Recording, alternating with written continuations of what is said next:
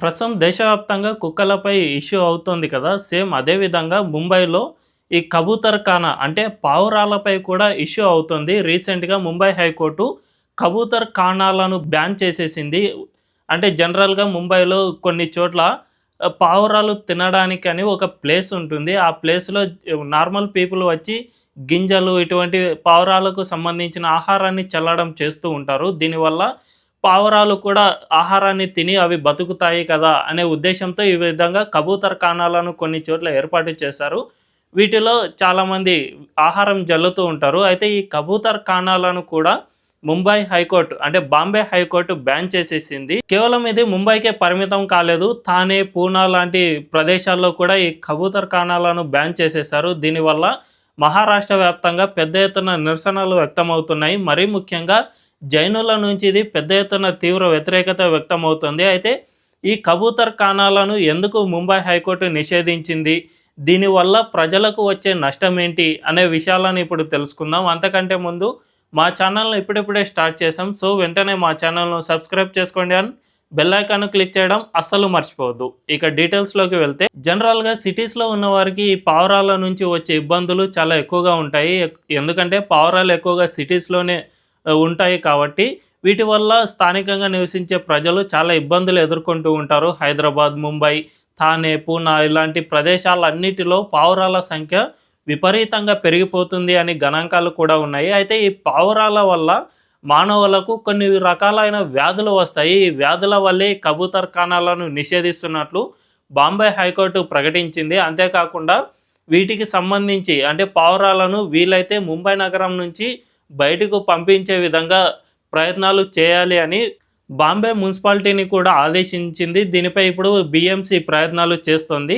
అయితే ఇదే సమయంలో జైనులు కొంతమంది దీన్ని వ్యతిరేకిస్తూ ఉన్నారు. జైనులలో ఒక సాంప్రదాయం ఉంటుంది. అదేమిటంటే కబూతర్ ఖానా ఇలా పక్షులకు గానీ, జంతువులకు గానీ ఆహారం వేసే సాంప్రదాయం జైనుల్లో ఎక్కువగా ఉంటుంది. దీనివల్ల వీళ్ళు ఎక్కువగా ఈ కబూతర్ ఖానా ప్లేస్‌లలో ఆహారాన్ని చల్లుతూ ఉంటారు. ముంబై వంటి మహానగరాల్లో పావురాలు చాలా ఈజీగా దొరుకుతాయి కాబట్టి వాటికి ఎక్కువగా ఆహారాన్ని జల్లుతూ ఉంటారు. దీనివల్ల జైనులు తమ సాంప్రదాయబద్ధమైన ఆచార వ్యవహారాలు పాటిస్తున్నాము అని భావిస్తూ ఉంటారు. అయితే ఇప్పుడు ఈ కబూతర్ ఖానాలను బంద్ చేయడం వల్ల జైనుల్లో కాస్త తీవ్ర వ్యతిరేకత వ్యక్తమవుతోంది. అదే సమయంలో జంతు ప్రేమికులు కూడా దీన్ని వ్యతిరేకిస్తూ ఉన్నారు. ఈ కబూతర్ ఖానాలను బంద్ చేయడం వల్ల పక్షులపై మీరు కర్కశంగా వ్యవహరిస్తున్నారు అని చాలామంది భావిస్తూ ఉన్నారు. అయితే దీనివల్ల ప్రజలకు కొన్ని ఇబ్బందులు వస్తూ ఉన్నాయి. అందుకే మేము దీన్ని బ్యాన్ చేస్తున్నాము అని హైకోర్టు కూడా చెబుతుంది. అంతేకాకుండా మనకు మెయిన్ ప్రయారిటీ జంతువులా లేదంటే మనుషులా అంటే ఖచ్చితంగా మనుషులే మేము ఫస్ట్ ప్రయారిటీగా తీసుకుంటాము. అందులో భాగంగానే ఇటువంటి చర్యలకు ఆదేశిస్తాము అని కూడా బాంబే హైకోర్టు చెబుతోంది. అంతేకాకుండా ఎంతోమంది పిటిషన్లు వేసినా కూడా హైకోర్టు స్వీకరించడం లేదు. ఈ విషయంలో మేము ఖచ్చితంగా ఒక స్టాండ్ మీద ఉన్నాము. దీన్ని మార్చుకునే ప్రసక్తే లేదు అని చెబుతోంది.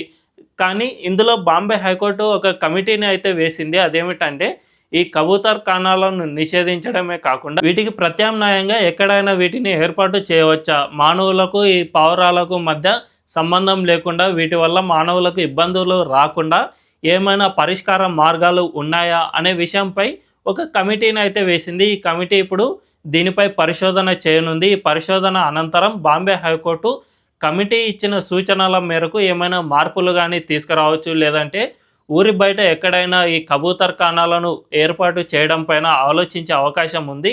అంతవరకైతే ఈ కబూతర్ ఖానాలపై బ్యాన్ వేసే అవకాశం ఉంది.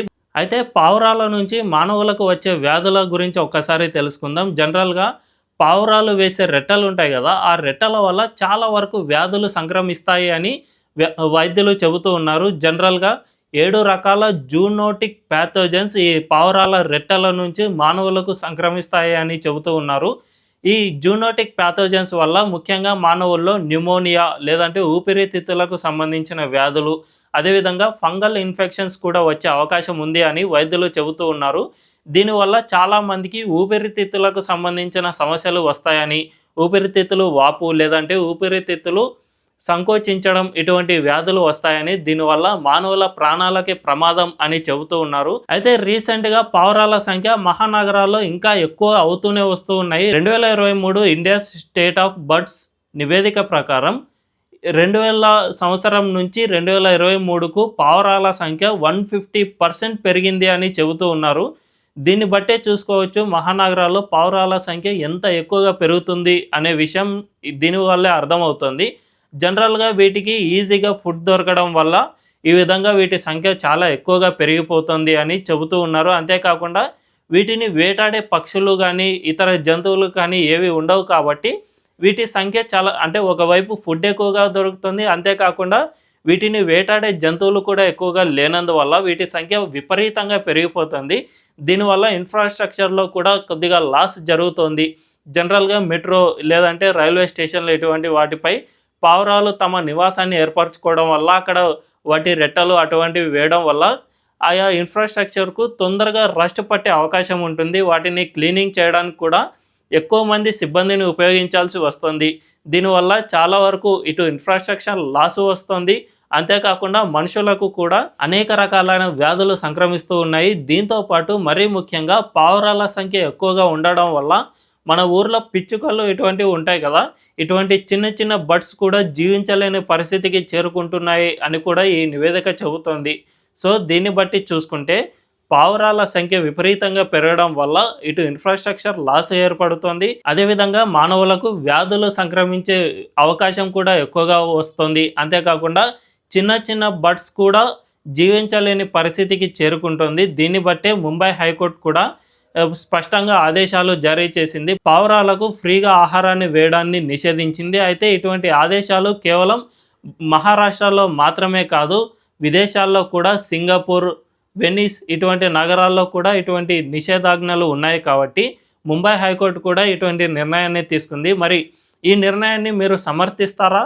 లేదా? కామెంట్ల రూపంలో తెలియజేయండి. అంతేకాకుండా ఈ ఛానల్‌ను ఇప్పుడిప్పుడే స్టార్ట్ చేశాం. సో మాకు మీ సపోర్ట్ ఖచ్చితంగా కావాలి. మా ఛానల్‌ను సబ్స్క్రైబ్ చేసుకోండి అండ్ బెల్ ఐకాన్‌ను క్లిక్ చేయడం అస్సలు మర్చిపోవద్దు. Thank you.